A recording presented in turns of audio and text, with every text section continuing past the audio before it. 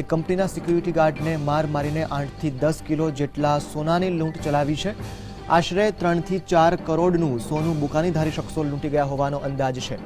આ મામલે ઉચ્ચ પોલીસ અધિકારીઓએ ઘટના સ્થળે પહોંચીને તપાસ શરૂ કરી છે, તેમજ લૂંટારુઓને ઝડપી પાડવા માટે શહેરમાં પોલીસને એલર્ટ કરી દેવાઈ છે।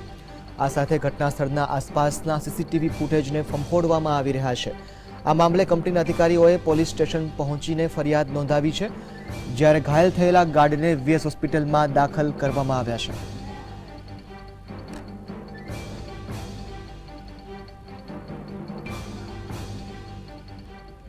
बाथरूम में अंदर जा ही रहा था, उससे पहले वहाँ मेरे ऊपर पीछे से लोहे का कोई छड़ था या हथौड़ा था, उससे वो लोग बाहर कर दिए हैं। 10-20 बार एक साथ किए हैं। उसके बाद मैं भिड़ गया हूँ, भिड़ने के बाद उठा हूँ तो फिर मेरे को बार बराबर करते रहे वो लोग। फिर उसके बाद मैं गिर गया हूँ, उसके बाद मेरे को पता नहीं है। मैं 2 आदमी को देखा हूँ बस। तो जब मैं 5 बजे आया तो गेट खड़खड़ाया तो अंदर से जो गनमैन ने गेट खोला है, खोलने के बाद मैं अंदर आया तो उस गनमैन ने मुझे ये बताया कि भाई आज हमारे इधर अपने इधर बदमाश आ गए रात को और उन्होंने ताला तोड़ के माल ले गए और ये दूसरे गनमैन को घायल कर दिया है।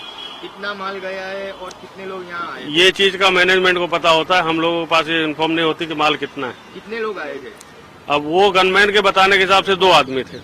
જાણબેદું પણ હોઈ શકે કારણ કે પૂરી હકીકતથી વાકેફ હોય તો જ આ લૂંટનો અંજામ આવી શકે એમ છે। સાહેબ, જે બીજો જે સિક્યુરિટી ગાર્ડ હતો એ નશામાં ધૂત હતો તો એની મિલીભગત હોઈ શકે, કારણ કે ઘટના 3:30ની છે અને તમને 5 વાગે ઇન્ફોર્મ થાય છે। એ તપાસ કર્યા પછી પૂરેપૂરી તપાસ કર્યા પછી જ ખ્યાલ આવશે કે ભાઈ એનું ઇન્વોલ્વમેન્ટ છે કે કેમ। અમદાવાદના મીઠાકડી પાસે મોડી રાત્રે લૂંટ થઈ છે। તમે જોઈ શકો છો કે જે SIS જે એજન્સી કરીને જે ગોલ્ડ અને રોકડ રકમ રાખતી હોય છે, જે એજન્સી પર ગઈકાલે મોડી રાત્રે 2 દુકાનધારીઓ આવ્યા હતા અને એને જે ગનમેન હતું ગનમેન પર હુમલો કરીને અને એને ગનમેન પર હુમલો કરીને એના પર લોખંડની પાઇપ મારીને અને આશરે 14 કિલો જેટલું સોનું લઈ અને લૂંટ કરી હતી।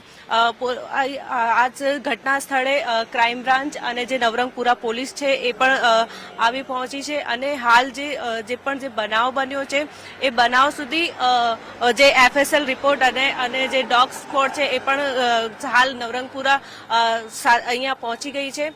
કેમેરામેન જીતુ મકવાણા સાથે મોનિકા આહિર, JSTV, અમદાવાદ।